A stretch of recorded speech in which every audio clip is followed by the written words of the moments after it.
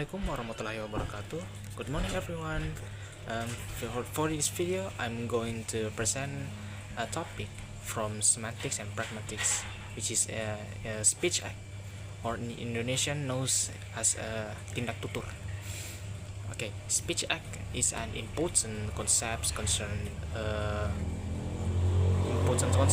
because it shows that when we speak, we are not only producing sentences, but we are also performing actions through language. In this presentation, I will explain about the basic idea of speech act, the types of speech act, and some examples in real life. Okay, let me start with a simple question. Have you ever said something but what you really wanted was actually different from the literal meaning? For example, when someone says it's cold in here, they might not just be talking about the temperature. They could be asking someone to close the window, turn off the air conditioner, or give them a jacket. Yeah. So, this shows that language is not only information but also action. This is the main idea of speech act. Okay, the concept of speech act. The concept of speech act was introduced by J.L. Austin and developed by John Searle. A speech act means an action that is performed through an utterance. So, when we speak, we can make a promise, give an order, apologize, request something, or express feelings. For example, I promise I will study harder. That is a promising. Open the door. That's ordering. I'm sorry. It's apologizing. This shows that in pragmatics, we focus on the speaker's intention and the context of the situation. Okay, we have three levels. This is according from J.L. Austin, the three levels of speech act. According to J.L. Austin, there are three levels of speech act. The first is locutionary act. This is the literal meaning what is actually said. For example, the floor is wet. The second is illocutionary act. This is the intention behind the words. In that same sentence, the speaker might actually be warning others, asking someone to clean it, or showing concern, like that. The third is perlocutionary act. This is the effect of the sentence on the listener. For example, people walk more carefully, someone cleans the floor, someone puts a warning sign. So, locution is what is said, illocution is what is meant, perlocution is what happens. Okay, next, Searle's 5 types. According to John Searle, speech acts are divided into 5 main types based on their function in communication. The first is representative. These acts commit the speaker to the truth of a proposition. They represent facts or beliefs. Example, the earth is round. Here, the speaker states something they believe to be true. Second, directive. These acts aim to get the listener to do something. They include commands, requests, or advice. Example, please close the door. The speaker wants the listener to perform an action. Third, commissive.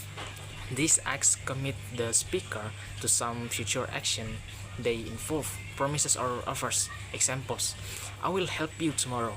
The speaker is promising to do something later. Fourth, expressive. These acts express the speaker's feelings, attitudes, or emotions. They can be thanks, apologize, congratulations, and so on. Example, thank you very much. The speaker shows gratitude. And the fifth, declarative. These acts bring about a change in the internal external situation through their utterance. They can include declaration like firing someone, resigning, or pronouncing someone married. Example, you are fired. The speaker changed the situation by this declaration. Each type plays a distinct role in how we communicate, showing that language is not just about sharing information but also about doing things. Okay, next is analysis. Now let's do a deeper analysis of one common sentence we hear every day. Example is it's really noisy here. Let's break this down into Austin's 3 levels of speech acts. First, locutioner act. This is the literal or surface meaning of the sentence. The speaker is simply stating the fact that the place is noisy. Loud voices, people talking a lot, or music too loud. There's no hidden intention at this level. It's just what is directly said, like describing the current condition. The second, illocutionary act. This is the speaker's intention or purpose behind the words, what they are actually trying to do. Here, the speakers isn't just reporting noise, but performing an indirect directive speech act. They're complaining or requesting others to quiet down, lower the volume, or stop the noise.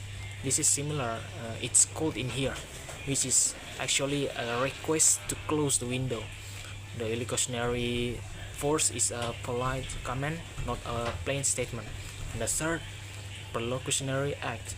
This is the actual effect on the listener after hearing the utterance. For example, people lower their talking volume, someone turns off the music, the group falls silent for a moment or moves elsewhere, or listeners feel annoyed and get upset. And the effect depends on context, like in a classroom, meeting, or crowded cafe. It can successfully calm the situation or spark an argument. So, this simple sentence shows how speech acts work in everyday life. It's not just a word, but actions that influence others. This is a classic example of an indirect speech act that's very effective in polite communication. Okay, next is importance. Speech act theory is crucial in our daily lives because it helps us understand hidden meanings in conversation. Example, could you pass the salt? Isn't just a question about ability, it's a polite request. Avoid misunderstandings that can lead to conflicts, like when it's cold here. It's actually a hint to close the window, not a weather report. Improve communication skills by recognizing intentions in meetings. I see your point. Might be diplomatic disagreement, not agreement. This knowledge is very useful in linguistics, analyzing how language performs action, language teaching, teaching students indirect records and platforms, communication studies, understanding cross-cultural differences in speech acts, and daily conversation, better relationships at work, home, or social settings. For instance, in workplaces, recognizing indirectives versus expressive preference awkward situations. Mastering speech acts makes us more effective communicators. Okay, the conclusion is to conclude, speech act means doing something with words. It has 3 levels by J.L. Austin, 5 major types by John Searle, and the meaning of a sentence depends not only on the words but also on intention and context. This proves that language is not just about words, but language is action. Okay, thank you for watching my presentation. I hope this explanation helped you understand speech acts better. If you have any question, feel free to ask. Thank you.